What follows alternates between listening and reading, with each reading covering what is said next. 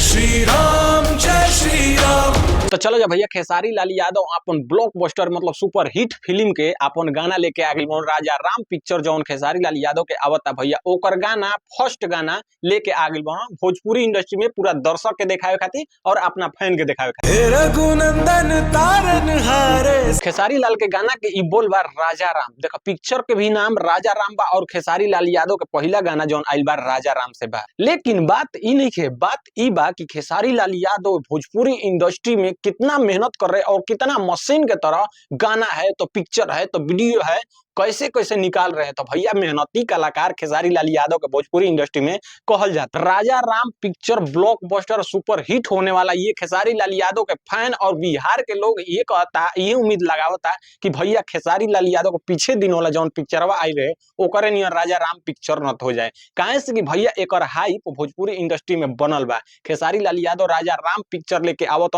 Blockbuster होई कि ना भैया, तोहन जना एगो छोटा सा कमेंट करके जरूर बतिया जा। काहे से कि एक गाना खेसारी लाल यादव के एक्टिंग, तो भैया तोहन जना के ई गाना और ट्रेलर देख के कैसन लागता कि खेसारी लाल यादव के ई पिक्चर ब्लॉकबस्टर बवाल मचाई कि ना, एगो छोटा सा कमेंट करके जरूर बतिया जा कि गाना कैसन लागल और खेसारी लाल यादव के ई पिक्चर कैसन होखे वाला बा।